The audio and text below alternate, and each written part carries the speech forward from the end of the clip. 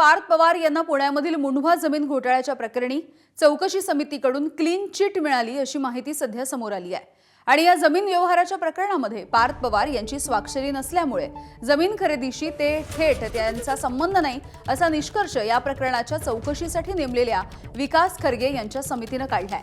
त्यामुळे पार्थ पवार यांना अभय मिळाल्याचंही सांगितलं जात आहे। या समितीने सोमवारी महसूल मंत्री चंद्रशेखर बावनकुळे यांच्याकडे चौकशी अहवाल सादर केला। यामध्ये पार्थ पवार यांचा जमीन व्यवहाराशी संबंध नसल्याचा निष्कर्ष नोंदवण्यात आला। त्याच वेळेला 2 सरकारी अधिकाऱ्यांच्या विरोधात कारवाईची शिफारस करण्यात आली आहे। आता बावनकुळे हा अहवाल मुख्यमंत्री फडणवीसांकडे सादर करतील आणि यानंतर हा अहवाल स्वीकारायचा की नाही याचा निर्णय होईल।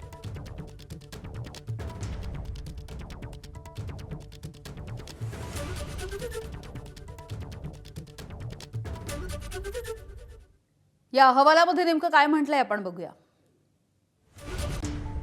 मुद्रांक शुल्क नियमानुसार व्यवहार करणारा हा जबाबदार असतो।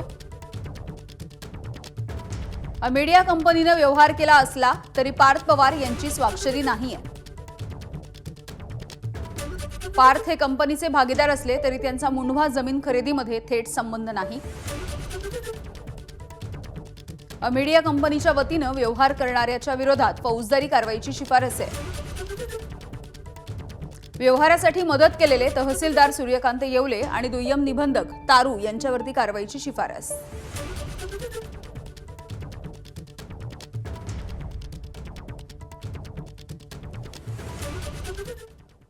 तर क्लीन चिट देण्यासाठीच ही समिती नेमण्यात आली होती अशी प्रतिक्रिया आरटीआय कार्यकर्ते विजय कुंभार यांनी दिली। तर पार्थ पवार यांना क्लीन चिट मिळूच शकत नाही असं सामाजिक कार्यकर्त्या अंजली दमानी यांचं म्हणणं आहे।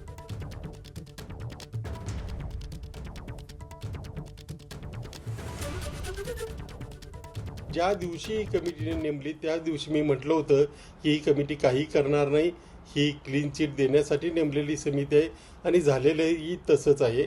आता जे काही पोलिसांकडे सोपवलंय, पोलिसांनी अजूनही ते 2021ची पॉवर ऑफ अटर्नी या संदर्भात काही कारवाई केलेली नाही।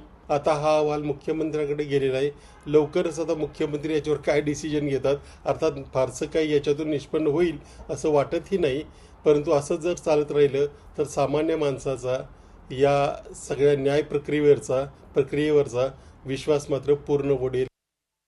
आत्ताच्या घटनेला कुठलाही रिपोर्ट आलेला नाहीये आणि रिपोर्ट मध्ये पार्थला क्लीन चिट मिळूच शकत नाही हे मी खात्रीने सांगू शकते। त्याच्यात खारगे समिती अमुक न तमुक मार्ग काढेल विलंब करायचा, पण पार्थला कोणाचेही काका क्लीन चिट देऊ शकत नाहीत। त्यांचे आई नाही, वडील नाही, आजोबा नाही, कोणी क्लीन चिट त्यांना देऊ शकत नाही। तर काहीही चुकीचं असं केलेलं नाही असं पार्थनं आपल्याशी बोलताना सांगितलेलं होतं अशी प्रतिक्रिया खासदार सुप्रिया सुळेंनी दिली। तर अहवाल अधिकृतपणे समोर आलेला नाही, जर तरच्या बातम्या आहेत असं खासदार संजय राऊतांनी म्हटलंय। विधानसभेत हा विषय जर आला तर या विषयावरून सरकारला आम्ही जाब विचारू अशी प्रतिक्रिया विधानसभेचे विरोधी पक्षनेते विजय वडेट्टीवार यांनी दिली। पार्थला मी फोन केला होता सकाळी आणि मी असं म्हणले होते तो मला म्हणला आत्या मी काही चुकीचं केलं नाही, मी तुम्हाला नंतर समजून सांगतो काय झालं। त्याच्यामुळे तेव्हा सकाळी मी तो स्टँड त्याच्यावर विश्वास ठेवून हा ठेवला आणि मला असं वाटतं आपण इन्क्वायरीचा जो कागद आहे तो इस्तोवर वाट बघू। माझा विश्वास आणि अपेक्षा, माझी आमच्या घरातल्या प्रत्येक मुला आणि मुलीकडून अपेक्षाही आहे की त्यांनी कुठलंही काम ते करणार नाहीत आणि करूही नाही इथून पुढेही। एवढी एक आत्या म्हणून, एक आई म्हणून, एक मावशी म्हणून आमच्या घरातल्या सगळ्याच मुलांकडून माझी ती अपेक्षा। बघा, अद्याप हा अधिकृतपणे अहवाल समोर आलेला नाही। या जरतरच्या बातम्या आहेत आणि सूत्रांच्या बातम्या आहेत, पण मोठ्या व्यक्तीचा दबाव असल्याशिवाय अशा प्रकारचे व्यवहार होत नसतात एवढंच मी सांगू इच्छितो। जेव्हा पूर्ण अहवाल येईल तेव्हा आम्ही सांगू कायद्यापुढे सर्व समान आहेत की नाही हे नंतर पाहू। विधानसभेमध्ये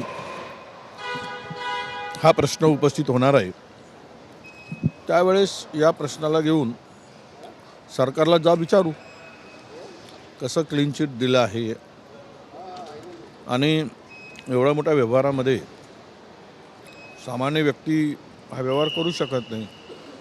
त्याला मोठमोठ्यांचा जबरदस्त होता, आशीर्वाद होता, त्यामुळे हे घडलेला प्रकार आहे. एबीपी माझा, उघडा डोळे बघा नीट.